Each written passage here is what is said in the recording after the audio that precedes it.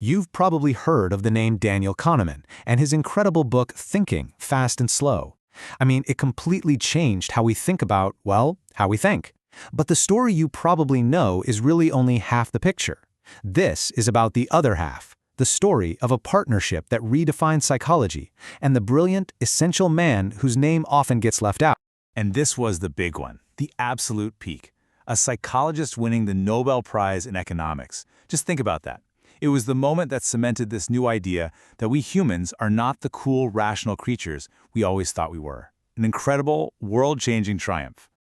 But there was a catch. See, Nobel Prizes aren't awarded posthumously, and the man who is the co-author, the intellectual partner for every single one of those groundbreaking ideas couldn't be there to share it. His name was Amos Tversky. And honestly, without him, that whole revolution and how we see the human mind, it might never have happened at all. Okay, let's dive into this. So, just who was this Amos Tversky? Well, to get a handle on the guy who brought the cold, hard logic of math to the messy world of human air, you have to go back to his early years, back to a time and place that forged a mind that was totally unique in his field. See, Tversky was not your typical academic, not by a long shot.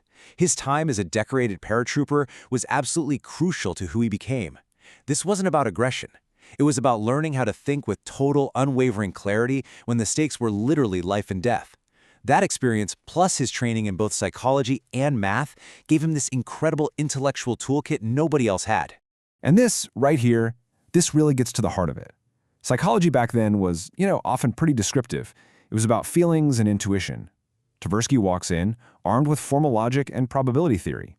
It's like bringing a high-powered calculator to a poetry reading. He wasn't happy just describing how the mind worked. He wanted to build a formal model of it, to figure out its hidden rules. You can see why his colleagues found him just intimidatingly smart. So, how does a brilliant, sometimes combative mind like that find his perfect partner? Well, as it turns out, he found him in a man who was, in almost every single way, his complete opposite. Yeah, this was not love at first sight. Not even close. Their first impressions of each other were almost hilariously bad. You have Kahneman, this anxious, self-doubting genius who's fascinated by intuition, and he clashes with Tversky, the super confident, logical guy. But then, they started talking about ideas, and that very friction, it created a spark. And this is the magic of their synergy, right here. Kahneman had these incredible flashes of insight about why we mess up. He'd ask, why does this feel like the right answer, even when it's wrong? But it was Tversky who would come in and ask the game-changing follow-up. Okay, but what's the formal rule they must be using that leads them to that feeling? He's the one who gave Kahneman's ideas that mathematical back. And together, wow, these two opposing forces didn't just write a few interesting papers. They literally took a century-old assumption about how humans think and just completely dismantled it. Okay, so this is the crucial point. Before these two came along, if people made a bad judgment, it was just seen as, random noise, a mental slip-up. They proved that our errors are not random at all. No, they are systematic. They are predictable. They are basically built-in bugs in our mental software. And they gave a name to the source of these bugs, heuristics. Think of them as your brain's rules of thumb. They're designed to help us make fast, pretty good judgments to get through the day. And mostly they work.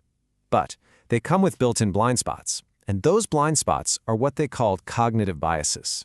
And you've definitely heard of these, right? If you see a bunch of news stories about plane crashes, you start to think flying is more dangerous than it is. That's the availability bias. If you assume a quiet person who loves books must be a librarian, that's the representativeness bias. They showed these weren't just weird quirks, they were fundamental to how our minds operate.